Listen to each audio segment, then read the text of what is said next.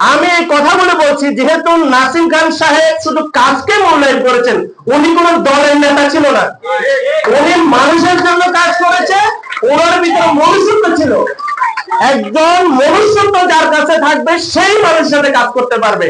হয়তো আল্লাহ তাকে 89 বা 90 বছর হায়াত দিয়েছেন, কিন্তু ওনার কর্মে উনি 1000 বছর বেঁচে থাকবে, ওনার কর্মে উনি 1000 বছর বেঁচে থাকবেন। আর যারা খারাপ কাজ করে তাদেরকেও আল্লাহ মানুষ নিগৃহীত করে এবং তাদেরকেও মানুষ ঘৃণা করে দেখে। আজকে নাসিম খান সাহেব উনি কি করেছেন আমি সেটা বলবো না, কারণ উনি করার চেষ্টা করেছেন। উনি আজকে পর্যন্ত থাকলে হয়তো অনেক কিছু করতেন, অনেক কিছু করতেন। আমি তার সীমাবদ্ধতা করারকে আমি মূল্যায়ন করছি না, আমি করছি উনার চেষ্টাকে। উনি যে চেষ্টাটা শুরু করেছিলেন সেটার স্পিরিটটা ছিল অনেক বেশি, সেটা হয়তো আমরা আজকে আসলে দেখলে এটা অন্যরকম দেখতে পারতাম। যাই হোক, আমরা যে বিষয়গুলো আমি বলছি যে এই নাসিম খান সাহেব যে চেষ্টাটা করেছে, আমাদের ওনার চিন্তাকে আরো ডেভেলপ করতে হবে। আমি যদি ওনার অ্যাব্রিভিয়েশনটা যদি দেখি, সেখানে বলা আছে standard Pakistan general refugee committee. এই রিফিউজি শব্দটা এখন আমাদের ভিতর নেই। আমরা পাকিস্তানে আমরা না, আমরা এখন বাংলাদেশ, সবাইকে আইডি কার্ড দেওয়া হয়েছে। আমরা উর্দু ভাষী না, আমরা উর্দু হয়তো বলছি, আমরা পাকিস্তানি না, বাংলাদেশি। এই বাংলাদেশিকে আপনি যদি বাংলাদেশে ডেভেলপ করেন, সংগঠনটাকে আধুনিকায়ন করেন, আমার মনে একটা উপকার হবে।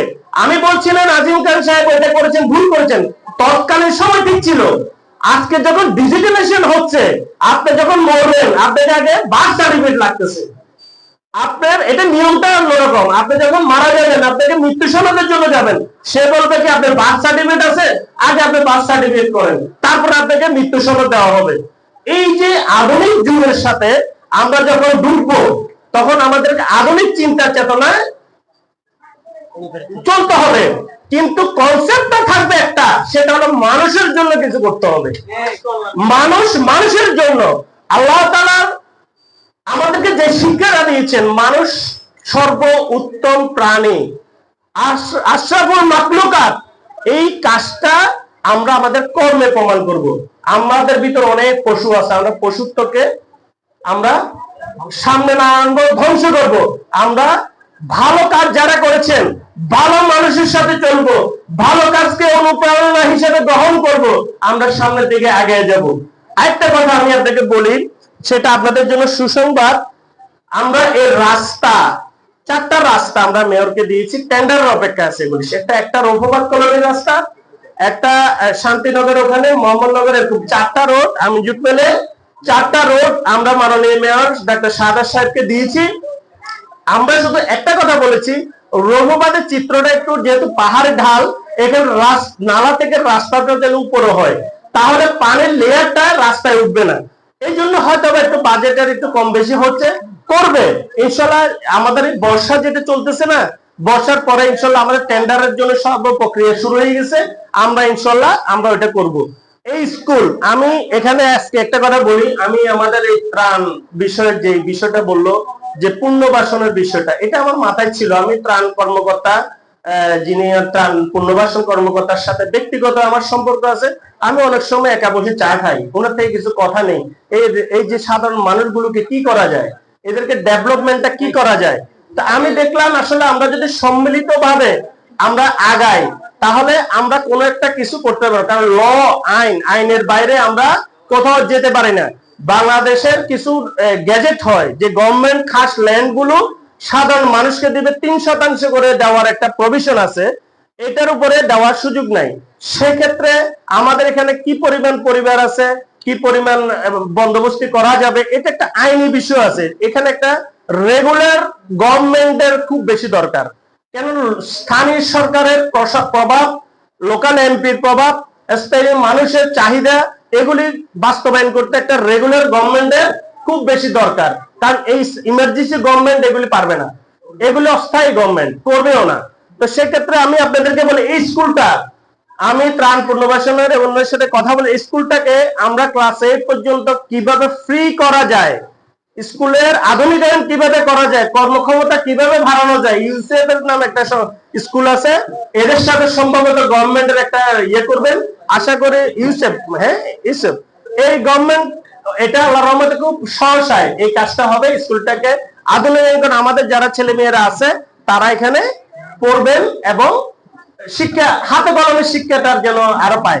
আমার কাছে আরো অনেকগুলো কনসেপ্ট আছে। আসলে আমরা যদি স্বাভাবিকভাবে আমাদের যে জিনিসগুলো, আমি আবারও বলছি, আমি আজকে কি এই একটা জন্মাষ্টমী ছিল আপনার জেনসেম হলে, ওখানে হিন্দুদের একটা প্রোগ্রামে প্রধান অতিথি ছিল আমির হোসেন মাহমুদ চৌধুরী।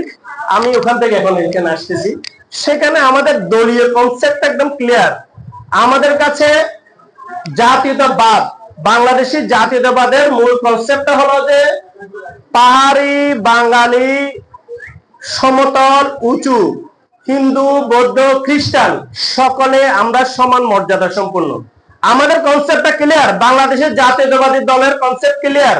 আমাদের কাছে মাইনরিটি, আমাদের কাছে বিহারি, অবাঙ্গালি এগুলি নাই। আমরা বাংলাদেশের এই ভৌগোলিক সীমানার ভিতরে যারা জন্মগ্রহণ করেছেন তারাই বাংলাদেশি এবং বাংলাদেশের সকল সুবিধা তারা পাবে। আমাদের অধিকার হবে এই জায়গাটায়।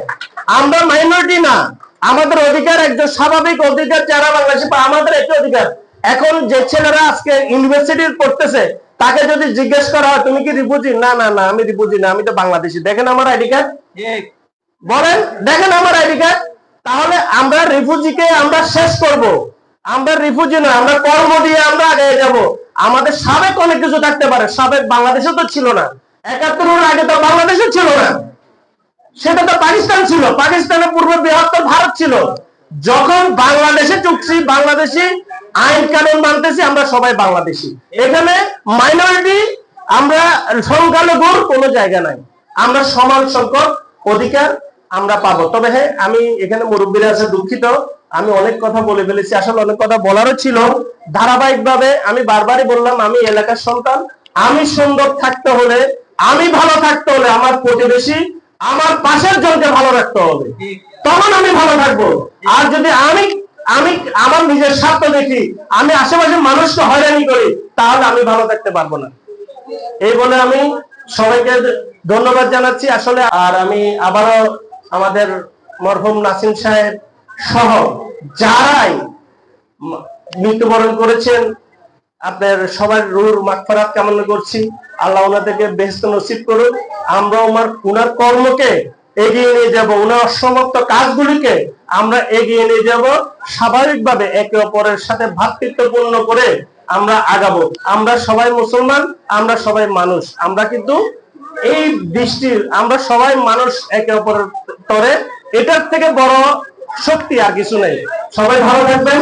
আসসালামু আলাইকুম ওয়া রাহমাতুল্লাহ।